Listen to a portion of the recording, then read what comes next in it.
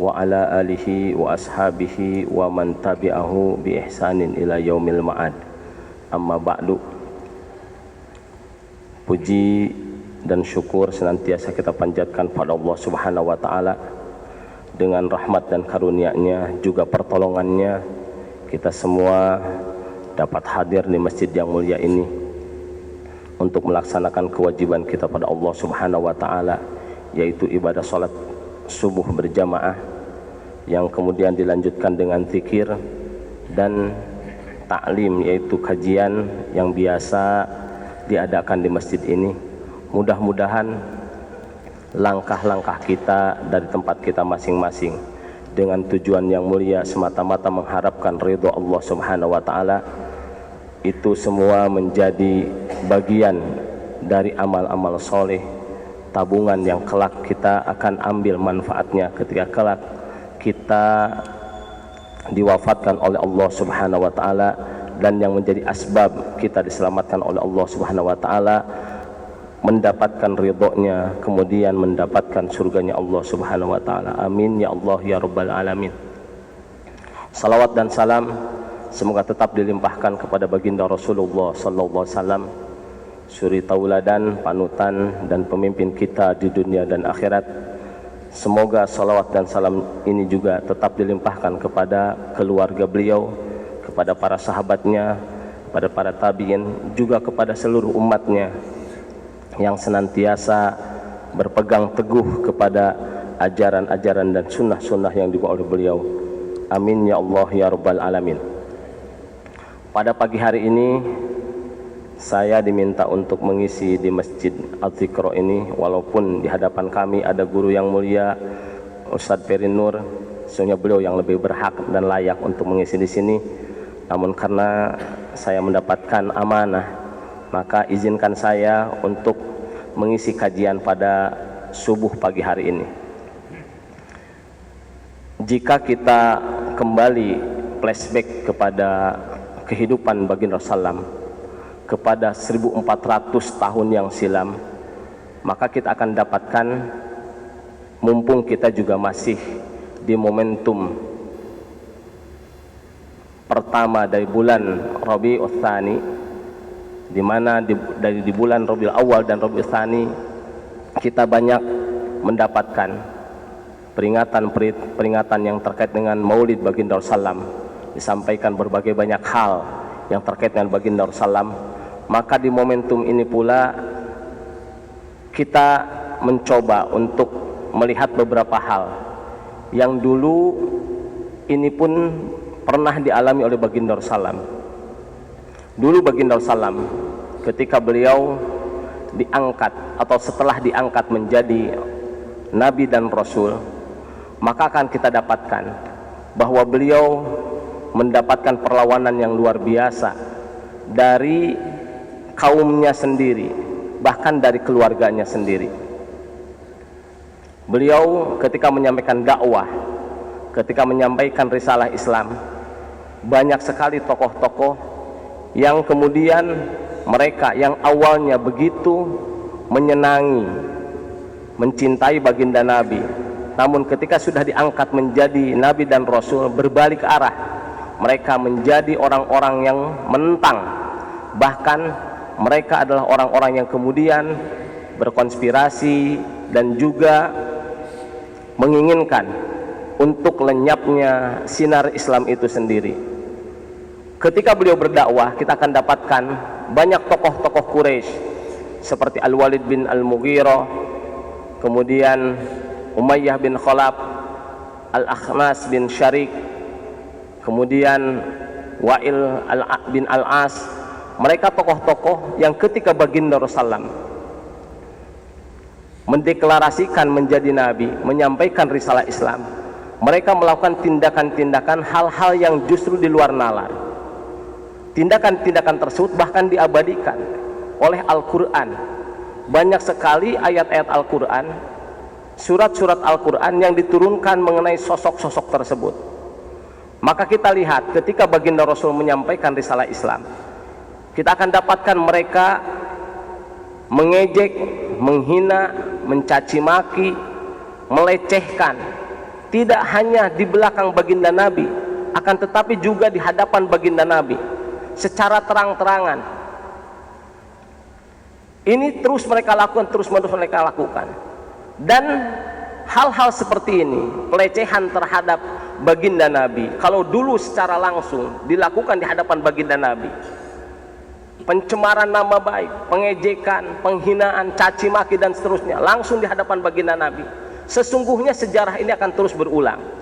Kita akan dapatkan di masa sekarang pun ada segelintir orang-orang yang kemudian melecehkan baginda Nabi, melecehkan ajaran agama yang dibawa oleh baginda Nabi. Kita akan dapatkan itu semua, tidak usah jauh-jauh. Kalau kita lihat ke media sosial, kita akan dapatkan itu semua sangat bertebaran. Pelecehan-pelecehan baik kepada baginda Nabi, baik kepada Al-Quran, baik kepada ajaran Islam itu sendiri. Dan ini adalah sejarah yang berulang. Dan itu tidak hanya dilakukan oleh orang-orang yang jelas-jelas dia non-muslim, tetapi oleh orang-orang yang mengaku dirinya sebagai muslim itu sendiri. Kita akan dapatkan itu, dan sangat jelas. Maka kalau kita kembalikan kepada Al-Quran, kita akan dapatkan di Al-Quran suatu surat, suratnya sering kita baca, bagian daripada juz amma, itu menceritakan bagaimana kelakuan-kelakuan seperti ini dulu pernah terjadi dan akan kembali terjadi. Kita sering membaca surat Al-Humazah. Sudahkah kita mengerti dengan surat atau isi kandungan daripada surat Al-Humazah ini? Kalau kita lihat kepada asbabun nuzulnya, surat ini diturunkan kepada mereka, sosok-sosok tokoh Quraisy, di antaranya Umayyah bin Khalaf, Syarik bin Al-Akhnas, Al-Walid bin Al-Mughirah, kemudian Wa'il bin Al-As, yang mereka ketika berhadapan dengan Nabi, bertemu dengan Nabi, mereka melakukan ejekan, penghinaan, caci maki secara langsung di hadapan Nabi dan juga di belakang baginda Nabi. Yang kemudian kata Imam Al-Mujahid, surat ini yang terkait dengan Al-Humazah ini tidak hanya diperuntukkan untuk mereka, karena dalam kajian ulumul Quran, walaupun suatu ayat itu diturunkan kepada sosok tertentu, tetapi dia akan berkonsekuensi kepada keumumannya. Al-ibratu bi umumil lafzi la bi khususis sabab. Maka yang menjadi pedoman, yang menjadi pegangan adalah keumuman ayat itu sendiri, bukan kekhususan sabab diturunkannya ayat itu. Maka kata Imam Mujahid bahwa ayat ini, surat ini diperuntukkan untuk setiap individu yang kemudian memiliki karakteristik dan sifat-sifat yang dulu dimiliki oleh orang-orang atau tokoh-tokoh Quraisy tersebut, dalam hal menghina, mencaci maki, melecehkan, mencemarkan nama baik, mengadu domba, yang dulu mereka lakukan kepada baginda Nabi. Jika ada sosok seperti ini, maka terkena dengan ayat dan surat yang diturunkan yang terkait dengan itu.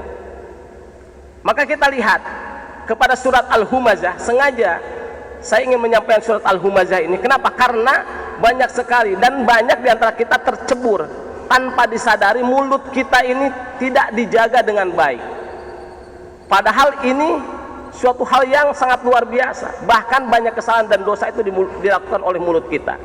Maka kita kaji dengan kajian tafsir, bukan atas pendapat pribadi, tapi kajian tafsir yang dulu sudah ditafsirkan oleh para ulama yang berkaitan dengan ayat dan surat ini. Kita lihat kepada surat Al-Humazah, diawali dengan kalimat wailun. Wailul likulli humazatil lumazah. Wailun itu kalau dilihat dari tafsir, kalau terjemah hanya diterjemahkan dengan kecelakaan atau celakalah, khizyun au adzabun, celakalah atau siksaanlah, hanya sekedar begitu saja kalau dilihat kepada penerjemahan.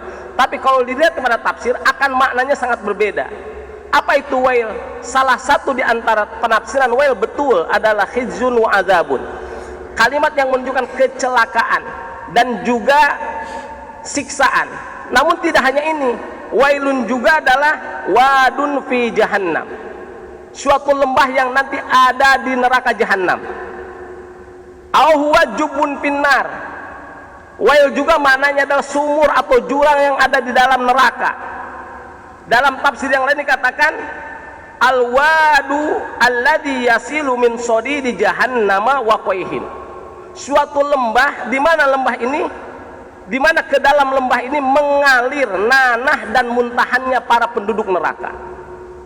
Jadi kalau kita simpulkan daripada makna wail itu adalah sebuah atau suatu kecelakaan, siksaan yang bentuknya adalah dimasukkannya orang-orang yang terkena dengan kecelakaan dan siksaan ini ke dalam jurang ataupun lembah yang ada di dalam neraka, di mana lembah ini isinya adalah nanah dan muntahan daripada penduduk neraka. Naudzubillah summa naudzubillah. Kalau maknanya seperti ini pasti akan mengerikan, dan kita akan sangat lebih waspada dan hati-hati ketika mendapat kalimat wailun. Maknanya sangat dalam sekali. Ini maknanya sangat dalam. Kecelakaan yang nanti kecelakaannya apa? Berakibat dimasukkannya orang-orang yang terkena dengan kecelakaan tersebut ke dalam lembah ataupun jurang atau sumur yang ada dalam neraka yang isinya adalah nanah dan muntahan daripada penduduk neraka. Naudzubillah summa naudzubillah. Sangat mengerikan. Kita aja kalau lihat nanah atau muntah pasti kita sangat jijik. Apalagi ini isinya penuh dengan itu, pasti sangat menjijikkan. Pasti sangat menjijikan. Ini kalimat wail. Kemudian humazatil lumazah. Kalimat humazah dan lumazah kalau lihat kepada tafsir Al-Baghawi itu akan didapatkan maknanya sungguh-sungguh sangat luar biasa. Humazah itu bisa ditafsirkan, lihat silakan ke tafsir Al-Baghawi atau tafsir Al-Qurtubi. Baik pendapatnya sahabat Ibnu Abbas, sahabatnya Muqatil, Imam Qatadah, Al-Mujahid, akan kita dapatkan pendapat yang berbeda. Tapi inti daripada semua kalimat humazah dan lumazah itu apa?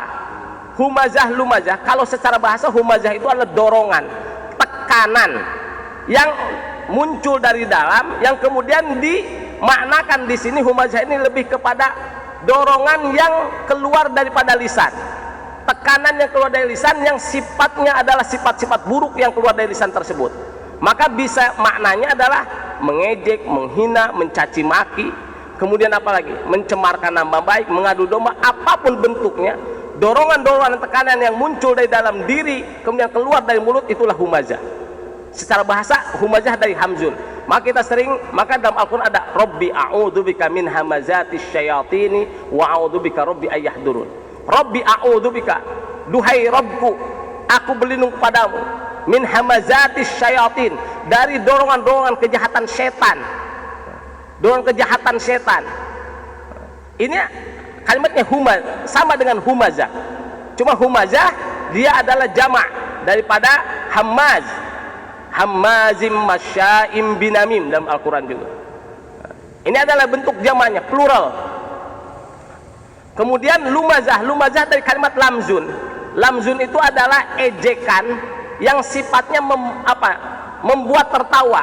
Apapun bentuknya ejekan yang kemudian mengakibatkan kepada timbulnya tertawa, menertawakan, itulah yang namanya lamzun dalam bahasa Arab.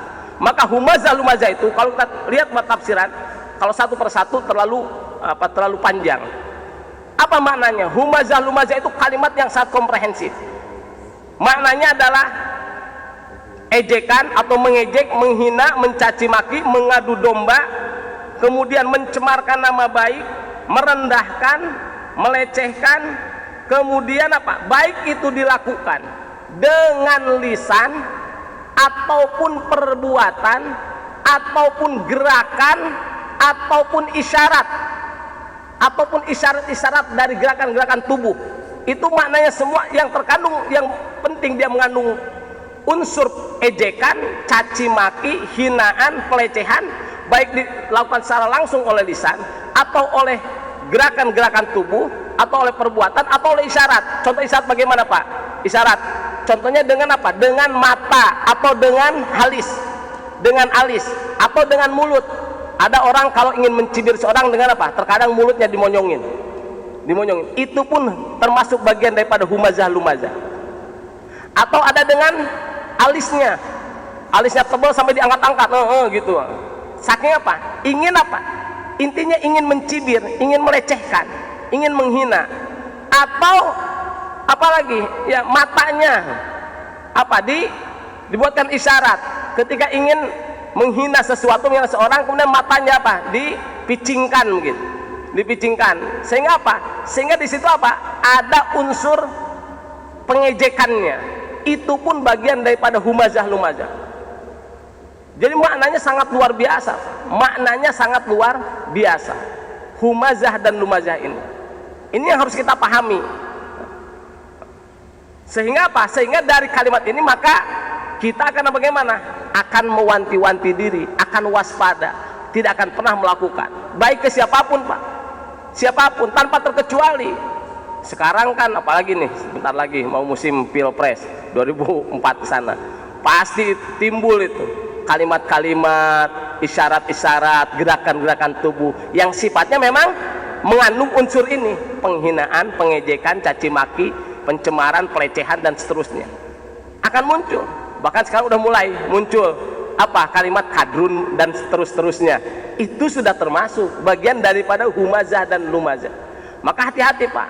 Baik seorang penceramah, kiai, siapapun, jika masuki area ini maka dia termasuk dalam. Makanya dulu kata Umar bin Abdul Aziz, salah satu daripada salafus sholih, dia adalah khalifah yang oleh sebagian ulama diklaim sebagai khulafaur rasyidin yang kelima. Karena apa? Karena keadilannya. Beliau mengatakan, adroklas salafa wa hum la yaronal ibadata fis shaumi wala fis shalah. Kami dulu bertemu dengan para salafus sholih, mereka tidak melihat ibadah itu tidak hanya dalam puasa dan sholat saja. Walakinna fil kaffi an a'radin nas.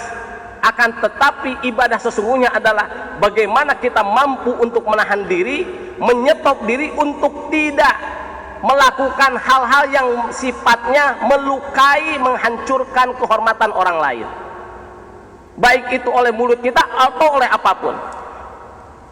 Faqaimul laili wasaimun naran wasaimun nahari in lam yahfad lisanahu aflasa yaumal qiyamah. Maka sebanyak apapun dia beribadah di malam hari, sebanyak apapun dia puasa di siang hari, jika seandainya dia tidak mampu menjaga lisannya, maka aflasa yaumal qiyamah, maka hari kiamat termasuk dia orang daripada orang-orang yang tidak memiliki pahala-pahala. Aflasa. Kita mungkin pernah mendengar hadis baginda Rasul. Dulu baginda Rasul pernah berkumpul dengan sahabat, kemudian beliau bertanya, atadruna manil muflisu fina? Kalian tahu enggak siapakah orang yang muflis? Muflis itu secara bahasa dari aflasa yuflisu, tidak memiliki uang, bokeh, kantong kering, kanker gitu. Tahu bahkan orang yang kanker, yang kantongnya kering, tidak memiliki uang? Dulu baginda Rasul pernah bertanya, jawaban sahabat apa? Qalu man la dirham wala mata. Orang yang tidak memiliki dirham, uang, wala mata, juga tidak memiliki harta benda. Tapi apa jawaban Rasul? Yang dimaksud dengan orang muflis itu bukan itu.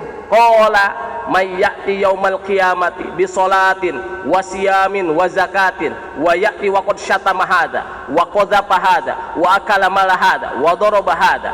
Orang yang nanti datang pada hari kiamat, dia membawa pahala sholat, pahala puasa, pahala zakat, pahala ibadah-ibadah yang lainnya, tapi juga membawa dosa-dosa karena akibat dari apa?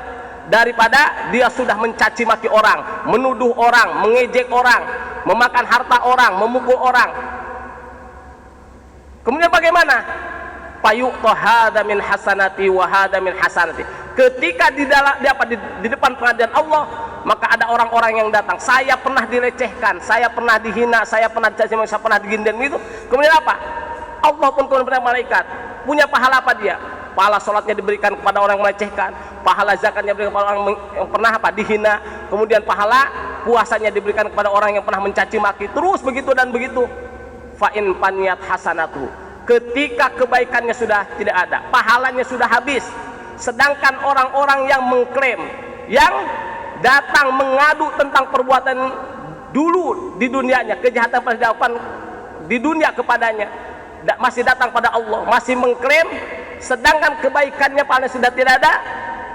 Qabla ayyuqdam alaih, sedangkan itu sudah habis, pahala sudah habis. Turiha tsumma turiha finnar, maka dia akan dilemparkan kepada api neraka, akan dimasukkan, dijebloskan ke dalam api neraka. Naudzubillah summa naudzubillah. Inilah orang muflis. Maka betul kata Umar bin Abdul Aziz, orang yang sehebat apapun, sebanyak luar biasa dalam ibadahnya, dalam puasa, dalam sholatnya, tapi tidak mampu menjaga mulutnya dari hal-hal yang bisa menistakan kemudian melecehkan kehormatan orang lain, maka jangan harapkan nanti pada hari kiamat dia akan bikin pahala, akan habis pahalanya. Aflasa yaumal qiyamah. Ini harus kita kemudian menjadi cerminan. Hati-hati siapapun kita, karena kita tidak senang dengan seorang lantas kita memberikan julukan tertentu pada orang lain, tidak boleh. Siapapun dia, mungkin karena kebencian, karena apa? Ketidaksenangan, karena beda pilihan, karena beda kepentingan, kemudian kita apa? Melakukan hal-hal yang sifatnya ini tadi, pelecehan, yang sifatnya penghinaan, maka termasuk kepada lumazah yang diancam di awalnya dengan wail, diancam di awal dengan wail. Ini baru wailul likulli humazatul, baru ayat yang pertama. Kemudian ayat keduanya bagaimana? Alladzi jama'a mala wa addada, yang mengumpulkan harta dan menghitung-hitungnya. Apa yang maksud dengan alladzi jama'a mala wa addada? Yang mengumpulkan harta dan menghitungnya. Orang yang melakukan tindakan pelecehan, penghinaan, caci maki, adu domba dan seterusnya yang maknanya terkandung dalam lumazah ini, biasanya, ini isyarat dalam Quran, biasanya karena apa? Karena dia merasa memiliki harta, merasa dirinya lebih, merasa dirinya apa? Berkuasa ke orang tersebut, sehingga apa?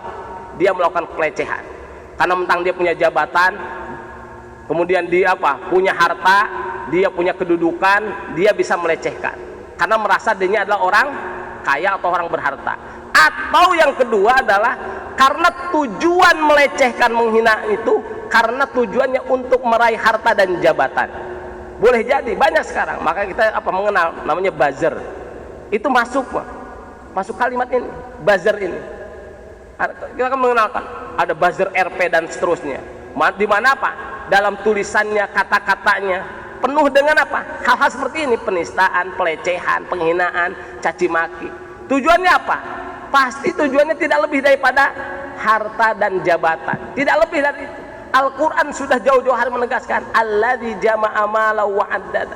Itu semua apa? Faktornya karena satu, ingin mengumpulkan harta, kemudian apa? Memiliki jabatan, sehingga apa? Dalam tafsir lain, litakuna uddatan li hawadisid dahri, agar apa? Harta ini apa? Dia bisa siapkan untuk nanti jika kedepannya akan begini-begini, dia apa? Sudah memiliki harta, memiliki persiapan.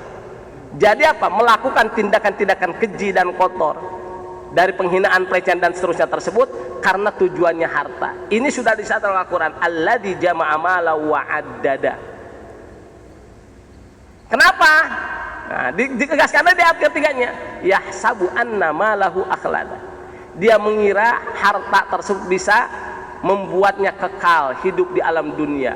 Sekarang kan ada Pak, ada miliarder dunia yang apa?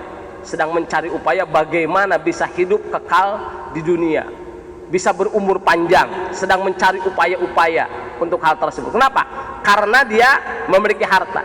Dia meyakini atau dia menduga hartanya bisa melakukan itu. Ada, kita dengar, mungkin pernah dengar Elon Musk itu, orang terkaya sedunia itu. Dia sedang mengupayakan itu, bagaimana membuat umur panjang dan kekal di alam dunia, hidup. Kenapa? Karena merasa memiliki harta. Nah, orang-orang yang melakukan tindakan pelecehan biasanya begitu, menyangka dengan memiliki harta dia apa? Dia bisa hidup kekal di alam dunia, bisa melakukan ini dan itu. Kenapa? Karena faktornya harta. Maka harta itu sangat luar biasa. Betul, harta itu dibutuhkan, tapi jika tidak mampu mengendalikannya, tidak mampu kemudian membuat harta ini kita apa? Alokasikan untuk hal yang baik, maka harta akan justru menjerumuskan kita kepada hal-hal yang negatif, kepada hal yang negatif. Berapa banyak orang yang sebelumnya tidak berharta, setelah Allah beri harta, diuji dengan hartanya, akhirnya kemudian terjerumus ke dalam lembah-lembah kenistaan. Banyak sekali, dan dalam kehidupan itu sangat nyata. Itu sangat nyata. Kemudian setelah Allah menyebutkan bahwa jikapun ada orang melakukan seperti itu pasti faktornya karena harta, karena menduga harta itu bisa melakukan apapun atau bisa menjadi penyebab dia bisa kekal dan seterusnya di alam dunia, maka Allah tegaskan lagi, kalla, sama sekali tidak. Rad'un wa zajrun, Allah langsung menghardik, ingat baik-baik, kalaupun tadi ada yang melakukan seperti itu karena tujuannya harta jabatan, itu hanya sementara, hanya sementara. Bahkan ada yang masuk kepada ranah istidraj. Ini yang harus hati-hati. Allah uji, Allah kasih kenikmatan-kenikmatan, kemudian dia tidak bisa mensyukuri kenikmatan tersebut, Allah masih saja terus tambah-tambah, pada akhirnya apa? Kemudian ketika Allah cabut, justru hempasannya sangat menyakitkan dan sangat apa? Menghancurkan. Banyak sekali orang seperti itu. Maka Allah tegaskan kalla dengan kalimat kalla. Kalla itu adalah rad'un wa zajrun, kalimat hardikan ya Allah, sama sekali tidak. Falaisal amru kama zama wala hasiba, maka perkara ini bukanlah seperti yang dia duga, bukan seperti yang dia kira. Kemudian Allah tegaskan la yumbadanna fil hutamah, la yumbadanna fil hutamah. Allah gunakan kalimat dengan menggunakan kalimat dalam fi'il mudhari ini ada lamnya, ada nunnya. Lamnya litaukid, nunnya litaukid. Lamnya menunjukkan kepada penegasan, nunnya juga pada penegasan. La yumbadana, pasti kelak dia akan dilemparkan ke dalam apa? Al-hutamah, kepada neraka hutamah. Apa itu neraka hutamah? Kemudian Allah jelaskan neraka hutamah itu, wa ma adraka mal hutamah. Al-hutamah itu, tahukah kalian apa itu al-hutamah? Hutamah itu dari kalimat hatama yahtimu, alladzi yukassiru kullu ma yulqa alaihi. Apapun yang dimasukkan ke dalam neraka ini maka akan hancur lebur, sehingga julukannya al-hutamah. Jadi hutamah ini luar biasa ya, neraka yang sangat-sangat luar biasa menyakitkan. Apapun yang dilemparkan ke dalam neraka ini maka akan hancur lebur, tidak akan tersisa sedikit pun. Maka orang-orang yang seperti tadi dengan tujuannya hanya tujuan harta, maka akan dilemparkan kepada neraka hutamah. Bal la yulqina wa yatrahna hadzal ladzi jama mal wa mal finnar allati tahtimu aw tahtim kullama yulqi. Maka dia akan dilemparkan orang-orang seperti ini yang tujuannya untuk apa? Hanya untuk harta belaka, ke dalam neraka yang akan menghancur leburkan setiap apapun yang dilemparkan ke dalamnya. Lalu Allah tegaskan hutamah dengan apa? Narullahil muqadah, neraka Allah yang dinyalakan. Allah mensifatkan neraka ini kepada langsung padanya narullah litabkhim, untuk menunjukkan bahwa neraka ini berbeda. La kasairin niron, ini berbeda. Kenapa? Karena Allah langsung tegaskan ini nerakanya apa? Langsung Allah apa? Sandarkan kepada Allah sendiri. Narullah hiya narun la kasairin niron, dia neraka tapi berbeda dengan neraka yang lainnya. Kemudian Allah tegaskan bagaimana bedanya tentang neraka ini. Nah, kita sambil mengejar waktu sebentar lagi.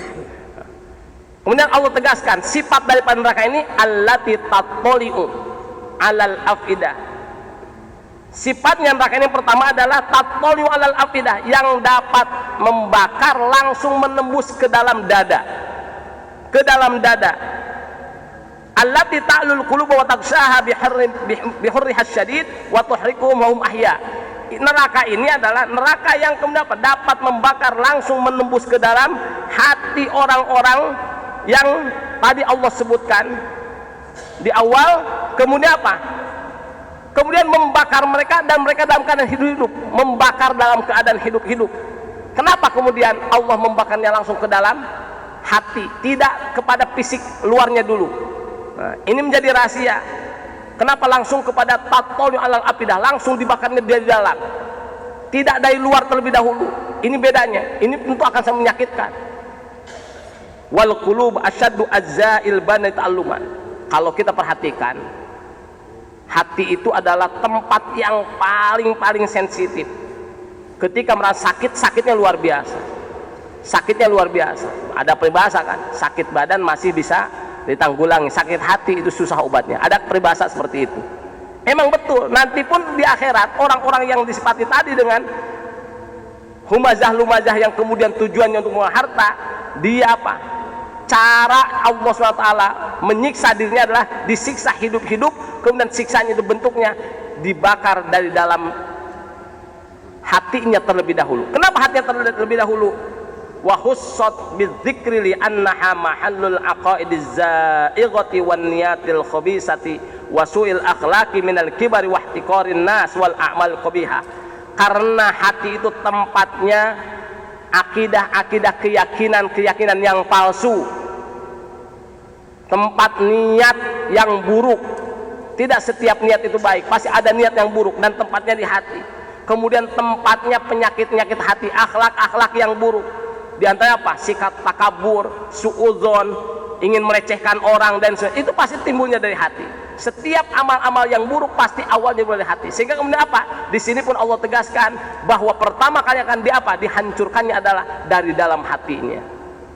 Ini sifat khutamah nih. Pertama menyiksa dengan siksaan dari dalam hatinya terlebih dahulu. Allati tattalu alal afidah. Kemudian innaha alaihim mu'sodah. Kemudian setelah dimasukkan ke dalam neraka hutamah, innaha alaihim mu'sodah, maka neraka ini nanti akan ditutup rapat. Orang-orang yang sudah masuk ke dalam neraka hutamah jangan harapkan untuk bisa keluar kembali ya. Jangan harapkan. Wahia mutabaqatun alaihim muglaqatun alaihim abwabuha jami'a fala manafid wala yastanu khuruja minha. Maka ketika masuk semua pintu langsung ditutup rapat, tidak ada celah keluar sedikit pun, sehingga dapat sudah dibakar hidup-hidup di dalam neraka tersebut. Na'udzubillah summa na'udzubillah. Kemudian selanjutnya setelah dibakar dalam keadaan hidup-hidup seperti itu, bagaimana? Setelah ditutup rapat nerakanya, Allah pungkas lagi sifat yang ketiga daripada neraka hutamah adalah fi amadim mumaddada. Orang-orang yang dimasukkan disiksa ke dalam neraka hutamah itu bagaimana? Dia kemudian dibentangkan badannya ke dalam tiang-tiang yang ada di neraka tersebut, kemudian disiksa oleh Allah SWT fi amadim mumaddada ya. Utbiqat alimul abwab thumma syuddat bi autadin min hadidin falitan bab wa la yadkhulu ruh, kata Imam Muqatil. Jadi kalau sudah ditutup, kemudian mereka mereka dipasung begitu. Kemudian setelah dipasung, apinya masuk ke dalam hati dan langsung membakar hidup-hidup. Maka kalau sudah begitu maka sudah tidak ada celah lagi untuk dia menyelamatkan diri. Selesai sudah. Ini yang harus kemudian menjadi kewaspadaan bagi kita. Kenapa? Karena dalam kehidupan sehari-hari kita sering tanpa kita rasa kita melakukan hal-hal yang masuk kategori pada humazah dan lumazah. Ini yang harus kita yang harus senantiasa kita perhatikan. Bahkan orang sekarang tidak hanya ke sana, humazah dan lumazah, hanya melecehkan dan menghina. Ada juga umat Islam sekarang yang bagaimana? Yang kemudian mudah memusyrikan orang lain, mengkafirkan orang lain. Na'udzubillah summa na'udzubillah. Karena hanya berbeda amalan, karena hanya berbeda kemudian dalam memahami, kemudian lantas menghukumi saudara yang muslim dengan hukum kafir, musyrik, ahli neraka, dan seterusnya. Banyak sekali sekarang bertebaran seperti itu. Kalau melecehkan saja diancam dengan ancaman seperti ini, orang yang menghina aja diancam dengan ancaman seperti ini, bagaimana yang kemudian menghukumi orang muslim yang lain padahal dia sudah beriman, sudah mengucapkan la ilaha illallah, dihukumi dengan hukum kafir, musyrik, kemudian ahli neraka. Dalam hadis baginda Rasul menegaskan salasun min aslil iman, ada 3 dari pokok keimanan itu. Al-kaffu amman qala la ilaha illallah, yaitu menahan diri, menahan mulut kita dari dari orang yang pernah menyebutkan kalimat la ilaha illallah.